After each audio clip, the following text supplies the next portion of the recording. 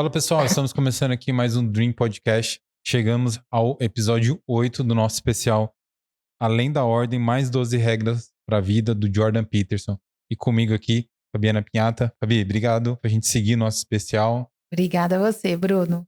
Gente, hoje o nosso especial é a regra número 8, tem o título de Tente deixar um cômodo de sua casa o mais bonito possível.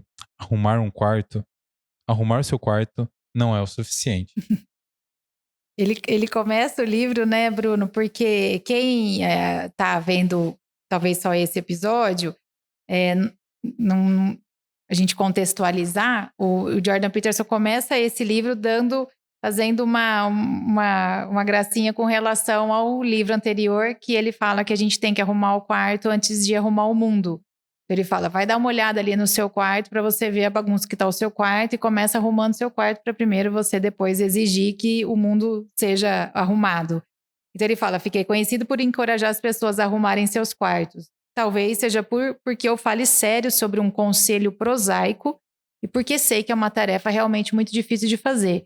E por quê, né? Ele fala que é difícil de fazer. Como ele disse lá naquela outra regra sobre arrume seu quarto, ele diz que nós temos uma predisposição a deixar as coisas do nosso jeito, né? A gente querer ali, no nosso tempo, arrumar, né, as coisas, nós que calculamos ali quanto de bagunça que tem no quarto, se está muito bagunçado ou se está pouco bagunçado, porque é um ambiente nosso, a gente ali é o nosso refúgio. E que a gente tenta tratar o mundo da mesma maneira, né? Que é o nosso refúgio, é um ambiente nosso, então que eu vejo a hora que eu tenho que corrigir, aí ele vai falar a questão das pessoas quererem ser as justiceiras do mundo, né? E isso vem muito desse lado de você querer arrumar o que está fora e não arrumar o que está dentro. E aí ele convida a gente naquela regra a arrumar primeiro o nosso interior. Quem não leu, uma regra muito legal para ler. Nesse aqui, ele diz que o quarto já não é só suficiente, porque o Peterson ele vai nos convidar, como esse livro é um livro onde ele está mais maduro, ele já passou por algumas situações muito mais difíceis na vida dele, ele já tem ali a questão da saúde, né, a questão de todo o problema de dependência ali, com os medicamentos que ele teve, a esposa. Então, é uma pessoa mais madura falando a respeito de um assunto que ele ainda, né, vê que é muito importante.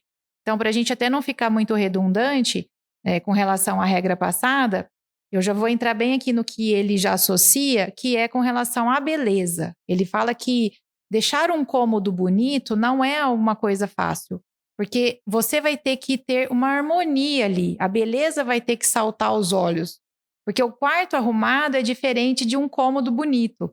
Então ele fala aqui, né, criar algo bonito é difícil, mas vale a pena.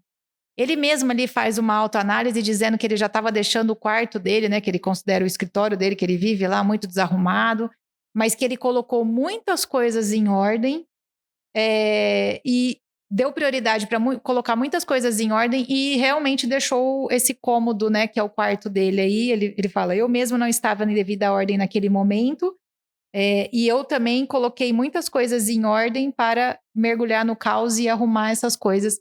Depois eu preciso realmente voltar e arrumar lá. Porque esse lugar, esse escritório, é um cômodo da casa. Então, ele fala que a harmonia desse cômodo deve fazer parte nosso olho clínico com relação à beleza. Nossa, esse cômodo tá feio.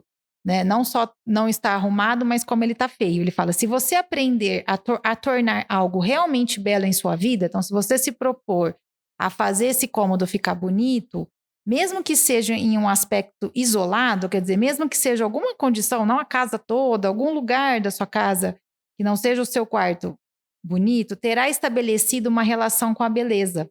E a partir daí pode começar a expandir esse relacionamento para outros elementos da sua vida e do mundo. É um convite ao divino, é uma reconexão com a imortalidade da infância e com a verdadeira beleza. Então ele fala, você vai se reconectar com o que está dentro de você, que é a beleza daquela luz interior que foi lapidada naquele carvão e naquele diamante. Então, esse diamante, você, como a gente falou na regra passada, para quem não assistiu também, é um convite, ele precisa estar colocado num lugar decente, né? Você entregar um diamante num saquinho, né, Bruno, é uma coisa. Você entregar um diamante numa caixa, né? A gente fala que o presente às vezes pode ser simples, mas quando a embalagem é bonita, a gente fica até o presente se torna mais bonito, né? Porque é bonito, é belo. E nós temos aquela condição divina com a beleza. Porque o que é belo, ele foi feito para nós, para a gente apreciar isso, né? Ele até vai evocar aqui um versículo que fala: nem só de pão viverá o homem, porque Deus ele deixou o céu lindo, o sol, estrelas, a natureza, a própria beleza humana, a beleza dos animais, a beleza, né, dos mares, oceanos e tudo aquilo que a gente consegue fazer com as mãos. Ele também aí vai falar sobre os artistas. Nos conecta com Deus, porque quando a gente percebe o belo, a gente percebe como é bonito. E tem aí uma ligação muito forte com a gratidão, né? Quando você percebe o belo, você se torna grato. Então, ali mais para frente, ele vai falar que você, ao ter contato com coisas belas, você vai tratar o futuro. Nas 203, ele fala: você também passará a tratar o futuro como uma realidade mais concreta, porque terá desenvolvido uma noção de tempo mais real e será menos provável que o sacrifique pelo prazer impulsivo. Você não vai querer destruir o mundo. Você não vai olhar para o mundo e vai fazer aquela coisa dos justiceiros lá, daquela regra que a gente, né, do arrume o quarto, eu vou arrumar o mundo inteiro porque o mundo inteiro está errado e eu tenho que arrumar tudo que esse pessoal bagunçou. Você vai olhar para o mundo de outra maneira, você vai olhar para o mundo com um olhar de amor, com um olhar de quem precisa ajudar, com um olhar de quem precisa reconectar a beleza nesse lugar. E ele fala uma hora, só Deus sabe o tanto que a gente precisa de pessoas que façam isso. Reconecte o mundo com a beleza de Deus, reconecte o mundo com a beleza entre as pessoas. Hoje a gente vê pessoas se descaracterizando, ficando feias, né? Pessoas se mutilando, pessoas fazendo várias coisas em si que reflete a feiura, não reflete uma coisa bela, não reflete uma coisa bonita. E isso ele fala, isso é uma perda muito grande, porque você vai desenvolver um aspecto em você que é uma total ignorância com relação a onde está a beleza. Você perde a beleza, você perde a referência de beleza. Tem um documentário do Roger Scruton, que é era, né? Ele faleceu, era um lord inglês que ele muito conservador, tradicionalista, é um filósofo lindo, ótimo, né? De se estudar. Ele tem um documentário que chama Beleza Importa, né? Por que a beleza importa? Why Beauty Matters. E nesse documentário ele vai passando por todas as fases, Bruno, e vai mostrando para a gente como que foi sendo descaracterizado. Então ele vai mostrando os artistas que foram criando, por exemplo, as coisas em cubo, que foram fazendo os minimalistas, né? Que foram trazendo daqueles grandes bolos lindos de casamento, que tinha pétalas de rosa bordada no bolo, aqueles bolos que as mulheres ficavam às vezes uma semana, né, fazendo o glacê ali, que virou o naked cake, né, uma coisa em cima da outra, tudo esparramada, e aquilo, a gente olhar para aquilo e falar que aquilo é bonito, e não mais fazer aquele bolo todo cheio de detalhes, né. Ele vai falar das casas, que antigamente as casas tinham uma aparência de casa, né, olho, de rosto, olho e uma boca. Quando a gente fez a nossa casa, a gente teve esse cuidado de fazer uma casa que tivesse tipo uma cara, né? E hoje as pessoas elas fazem uma casa que ela não tem um rosto. E por que foi feito isso? Esse padrão, né, de construção muito seco, muito no cimento, muito na pedra, muito no cinza. Por que isso foi entrando na nossa vida e isso foi virando belo? Não que não seja bonito, mas ele vai mostrar ali o que é bonito, né? Tanto que ele abre esse livro com uma gravura do Van Gogh. Ele vai mostrar o que foi perdido de beleza, de cores, de o que nós deixamos de apreciar como beleza e o que nós passamos a apreciar como beleza. E ele fala que isso, né? O Roger Scruton fala isso no documentário, e o Jordan Peterson completa aqui, ele fala: precisamos entender o papel da arte e parar de pensar nela como uma opção, um luxo ou uma afetação. A arte é o alicerce da nossa cultura, da própria cultura. É a base do processo pelo qual nos unimos psicologicamente e conseguimos estabelecer uma paz produtiva com os outros. Então ele fala que até a questão, e eu comecei a pensar, falei, é verdade, esses países que vivem em guerra, eles são feios. Você vê que é uma areia, é um lugar gélido às vezes, né? Quando a gente pensa lá na Rússia, não é um lugar bonito. Eles jogam as coisas lá entre eles, você vê que as estruturas, os edifícios são todos secos, sabe? Você já percebe que é um lugar que está machucado. Quando acontece uma tragédia, por exemplo, como aconteceu em Notre Dame, lá na França, na catedral, todo mundo fica, né, aqui no museu, quando pegou fogo, a gente fica com aquilo, nossa, meu Deus, porque é um lugar bonito. Então, a beleza, ela traz uma certa paz, né? Você não quer agredir o que é bonito. Por isso que ele fala a respeito de você não querer destruir o mundo. Então, fazer o mundo ficar mais feio, fazer o mundo ter uma aparência um pouco mais menos clássica, também nos induz a ser pessoas que são menos pacíficas, são menos atraídas pela paz, são pessoas mais irritadiças umas com as outras. E eu achei muito interessante isso, porque ele fala assim, ó, beleza ajuda a apreciar as maravilhas de Deus, te traz gratidão e não ressentimento. Porque a arte em si, né, ela afeta o nosso dia a dia de diferentes formas, né? Porque a vestimenta também é uma arte, né? Então, as Isso, cores, então tudo isso nos afeta indiretamente, né? sim. Então, quando a gente fala de arte, né, a gente não tá falando só é, de pintura, nem só de fotografia. Então, tem Não. diferentes tipos de arte. Uhum. Igual você comentou sobre arquitetura, né? Até outro dia eu vi um arquiteto, ele fez uma postagem falando sobre isso.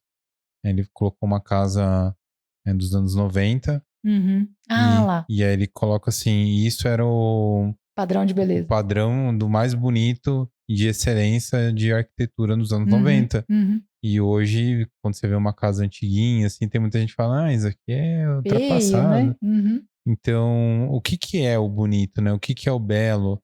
Eu até gravei um podcast com a Natália Ribeiro. Uhum. é, Ela conta a história dela, junto a uma stop estética. Uhum. E ela também conta sobre o que é o belo.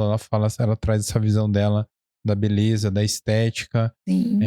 não só do âmbito estético em si, né, da pessoa em si, de ela se ver bonita, Autoestima, né? Com certeza. autoestima, fazendo só um paralelo, Uhum.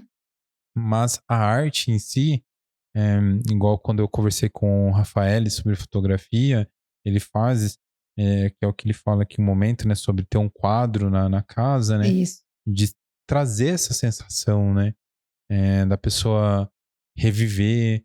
É, Lá em casa, a gente tem o hábito de ter as fotografias impressas, sabe, Sim, você dos é, nossos né? momentos, das nossas viagens, e isso é importante pra gente, sabe. Então, a arte em si, nos traz muitas coisas, né. E Sim, e também a valorização, né, do trabalho manual ali, sim. daquela pessoa que se dedicou, dias, meses, igual os pintores antigos, né, Uhum. anos, né, às vezes fazer um quadro. Sim. Então, também a gente conseguir quebrar esse paradigma, assim, de artes, é uma É coisa, afetação, é frescura, é coisa de gente rica, é né. coisa disso. Exatamente. Ele Não. fala que nós fizemos isso com os museus, né? Que a gente deixou de ir a museu, bibliotecas, né? Bibliotecas que a gente ia, e aquelas bibliotecas bonitas. Quando eu fui, né, lá no Museu do Louvre, e isso não sou eu, né? Várias pessoas já devem ter te falado isso, e a gente já ouviu várias pessoas falando, das crianças chegando para ter aula de história ali, né? Na hora, e aí o professor tá lá mostrando para eles, e eles têm um contato muito grande com Que a legal. beleza. Então, exatamente isso, né? A beleza, ela traz você respira isso, né? Que é isso que a Natália talvez, né, disse ali. Você traz aquela coisa para a pessoa ela vê que ela tá bonita, não pelo fato dela ter feito um procedimento estético, mas porque ela faz parte agora de uma harmonia, né? Uma vez eu li uma frase que fala que a beleza, ela não é uma ou duas coisas, ela é um conjunto de harmonia. Um conjunto de coisas harmônicas é belo. Então, quando nós temos isso dentro da nossa casa, você tem um cômodo que você faz isso, uma que o seu trabalho vai ser infinitamente maior do que seria no seu quarto, e outra que você tem que ter um conhecimento mínimo de beleza para você fazer algo bonito. Então, é isso que ele convida, né? Ele fala, olha, quando ele fala para vocês, ele fala isso que o Bruno falou, adquira uma obra de arte, né? E fique ali dando valor para ela, né? Fica ali dando realmente um valor para ela, uma coisa que seja valiosa, que tenha sido feito com um trabalho maravilhoso. Eu falo dessa estante, né? O marceneiro que fez essa estante, que fez alguns móveis meus ali embaixo, maravilhoso. Eu fico olhando e falo, meu Deus, coisa linda. Ela não é um desprendimento financeiro, não é o que você coloca lá, mas é aquilo que te traz toda vez que você olha uma coisa bonita, você fala, meu Deus, que coisa bonita. Uma joia de família que você cuidou, né? Então, tem muita coisa que ele fala aqui que te conecta. E o fato do artista, que é isso que você falou que você é, né, Bruno? Você é um artista, você citou aí o Rafael, artista. Ele fala que os artistas são pessoas que estão na fronteira da transformação do desconhecido em conhecimento. Eles fazem sua incursão voluntária no desconhecido, pegam uma parte dela e transformam em uma imagem. Então, o artista, ele é essa pessoa que ele é um gênio, né? Nesse capítulo aqui, ele considera o artista um gênio. Ele considera que ele é aquela pessoa que ele vai lá, ele busca lá dentro ali, né? O que tem de melhor, traz, comunica aquilo para você. E é realmente isso, né? Que era um monte de madeira, você tirando foto é um monte de cena, o Rafael tirando foto ali, né, daquelas paisagens que ele tira também, um monte de paisagem, mas se o olhar do artista naquela posição, o olhar da Natália fazer a harmonização, o olhar do Van Gogh ao pintar os lírios, né, tantos vasos para ele pintar, então isso faz a gente reconhecer a beleza. Então ele vai falar 3 páginas aqui, ele vai falar sobre o papel do artista e vai bater palmas, enaltecer realmente essas pessoas que trabalham com arte, né? Trazendo a beleza para a gente. Ele fala essa fronteira na qual os artistas estão sempre transformando o caos em ordem pode ser um lugar muito difícil e perigoso, porque vivendo ali eles correm o risco constante de se afundar no caos, porque o artista tem muito contato com o que é feio também, para ele identificar o que é bonito. Então ele fala, e ali ele pode não transformar, ele pode simplesmente retratar o que é feio, que foi o que aconteceu com vários outros artistas que começaram a fazer esse movimento de, né, demolição da arte clássica. Mas os artistas sempre viveram nessa fronteira da compreensão humana. A arte tem com a sociedade a mesma relação que o sonho tem com a vida mental.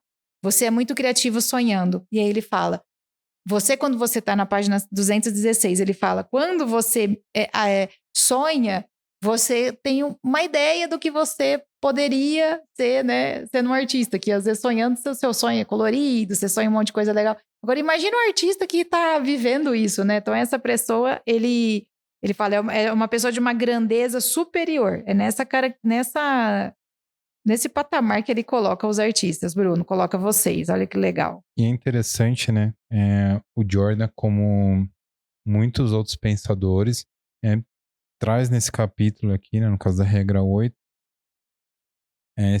essa linha de pensamento dele falando sobre os artistas, e muitos pensadores, né, filósofos, trouxeram a opinião contrária, né? Porque a gente tem contato na literatura de filósofos que eram contra, por conta dessa, vamos dizer assim, nova interpretação do que é o belo, né? Então, Isso.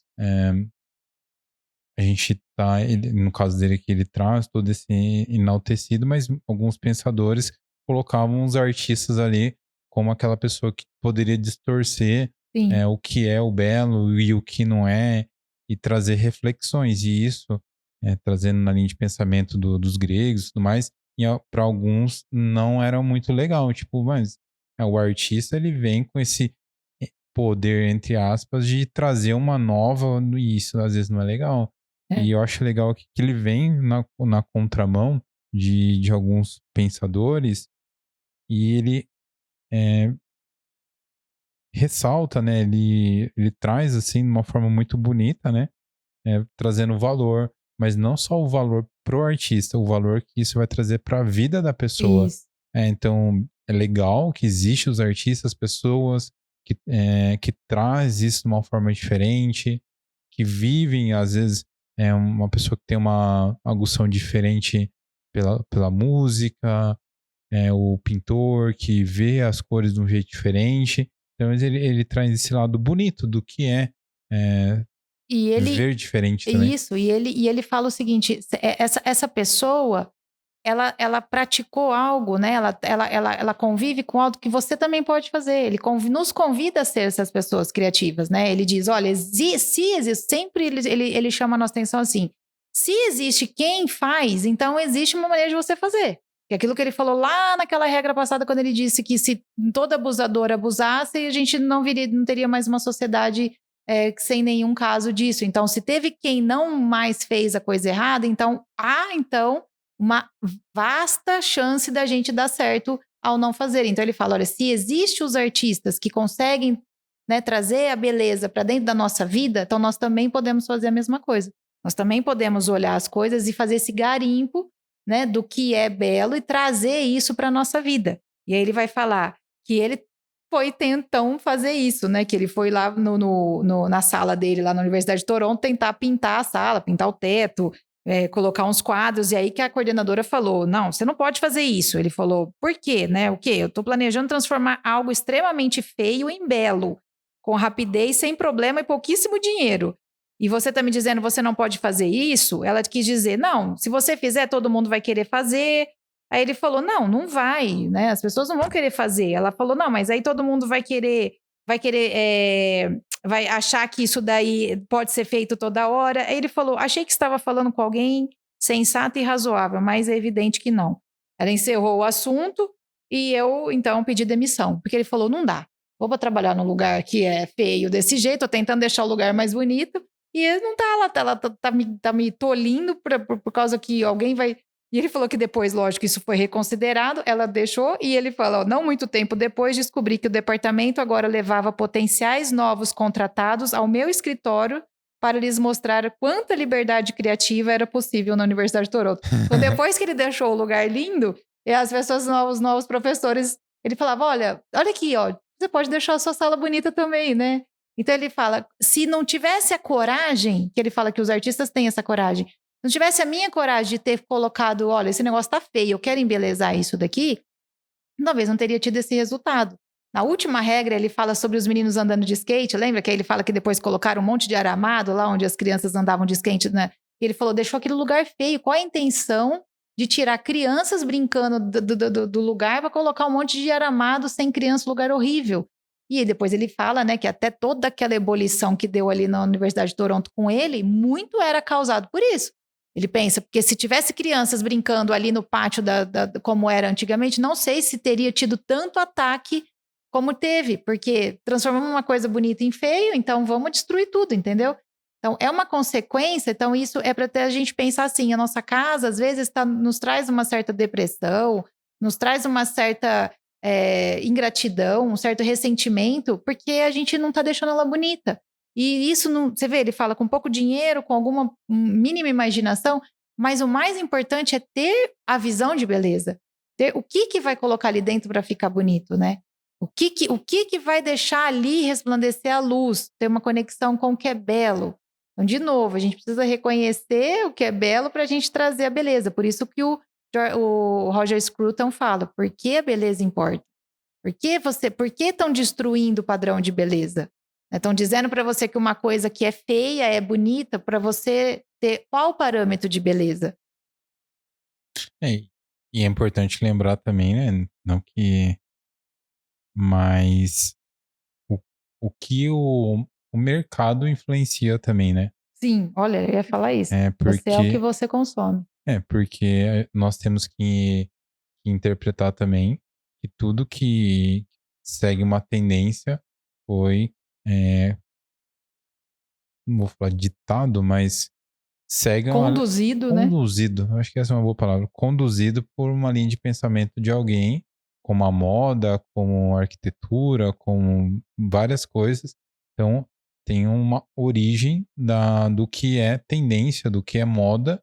Então, para aquilo tem um porquê. Sim. e tem alguém que se beneficia com aquilo. Com certeza. Ele fala aqui, ó, você é o que você consome. Artistas treinam as pessoas para ver. Agora, a maioria das pessoas, com qualquer exposição à arte, considera o trabalho dos impressionistas, por exemplo, como belo e relativamente tradicional. Isso ocorre em parte porque todos nós percebemos o mundo agora, pelo menos parcialmente, da maneira que só os impressionistas poderiam fazer na segunda metade. Não podemos deixar de fazê-lo, pois a estética que vem antes também deve ser considerada. É isso que o Bruno falou.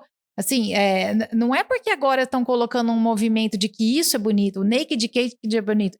Tem alguns naked cakes lindos que você vai ver ali, tem os morangos saindo e tal, mas tem uns que são horrorosos. A pessoa coloca só ali o pão de ló, joga o negócio cai pro lado, cai feio, né? Fica todas as frutas mal colocadas e você vai olhar aquilo, você tem que consumir aquilo como sendo beleza. Aí você vai ver o trabalho daquela tia que vai lá ainda fazer aqueles negocinhos, aqueles frufruzinhos, e você olha para aquilo e fala, aquilo é feio? Então, qual é o padrão, né? Porque isso daqui que antes era considerado lindo, deixou de ser lindo por quê? Então, ele fala, então, se você tiver a noção de que os artistas, eles são essas pessoas que fazem eles trazem aquilo do olhar deles, você também vai poder selecionar os artistas que você também quer que tenham a influência em você. Então, se você quiser que uma dança tenha influência em você de uma maneira mais bonita, mais tradicional, mais clássica, você não vai ficar consumindo os clipes da Anitta. Se você quiser que uma poesia, uma coisa mais fina faça parte, uma ópera faça parte da sua vida, você não vai ficar consumindo música do sei lá quem. Você vai trazer para você aquilo que você quer. Você vai...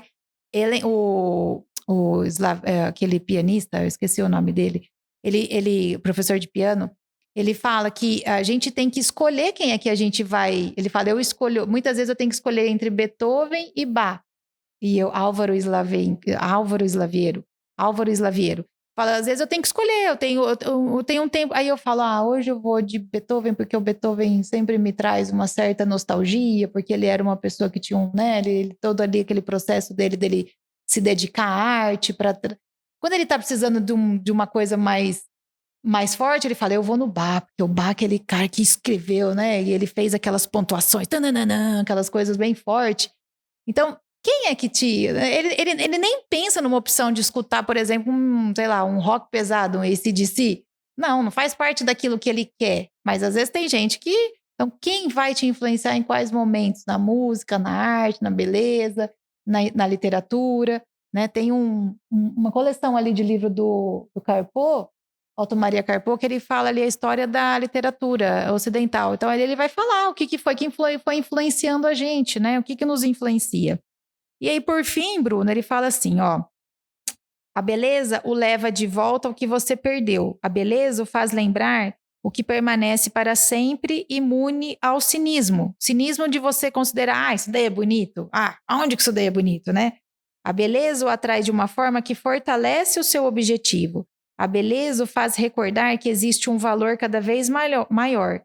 Muitas coisas fazem a vida valer a pena: o amor, a diversão, a coragem, gratidão, trabalho, amizade, verdade, graça, esperança, virtude e responsabilidade. Mas a beleza está entre as maiores dela. E é verdade. Você sabe que eu fui numa casa uma vez e já aconteceu isso mais de uma vez. De eu entrar assim, daí eu olhar e falar, nossa, que legal esse quadro aqui. Quem que fez? Foi minha filha. E então o que é belo? O que é a arte, né? A gente tá falando de vários pontos. Então, às vezes a arte não é, sei lá, comprar um quadro caríssimo, um quadro raro. Não. A arte, às vezes, é uma pintura que seu filho faz, que sua filha faz.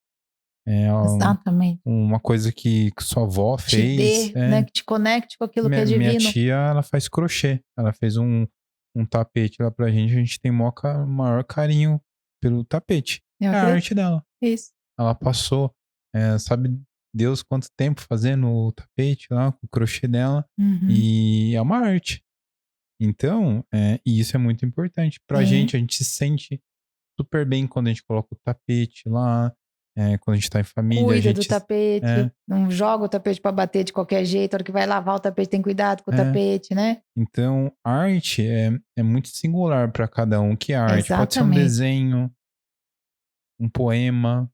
Então, arte é uma coisa muito vasta, né? Pra Isso. gente colocar de uma forma singular aqui, né? Uhum. Nesse podcast, o que é arte. Mas o que eu acho mais interessante a gente trazer para as pessoas é, é a importância de se abrir para isso. Você consumir a beleza, né? O que ele está ensinando nesse capítulo é consuma a beleza, dê valor à beleza, não desconsidere a beleza, não haja com cinismo aquilo que foi considerado belo, né? Ele fala que os filhos dele da Tami, consomem arte até hoje, né? Tem um monte de quadro na casa deles, dos filhos, porque viram os pais sempre né, tendo isso. Eu não tenho quadros, mas eu tenho os livros, né? Então, os livros, para mim, o Augusto vira e mexe. Outro dia, né, eu comprei alguns livros, e ele falou: mãe, chegou um livro que eu queria ver e tal. E ele veio aqui, né? Pegou o livro e falou: ah, nossa, eu já tinha ouvido falar desse livro, que é o Diário de Anne Frank, ali que eu citei no outro podcast. Ele já tinha ouvido falar desse livro, então ele pegou o livro, aí ele olhou, ficou olhando o livro, aí ele falou: ela que escreveu? Eu falei: não, não foi ela que escreveu essas páginas, mas ela que escreveu essas letras, né? E aí foi trazido para esse livro. Nossa, aí ele ficou olhando. Então, é arte, né? É uma maneira de você trazer o que é belo, né? Para dentro da sua casa. Então, ele fala assim: não fique só no seu quarto, não arrume só o seu quarto, expanda isso.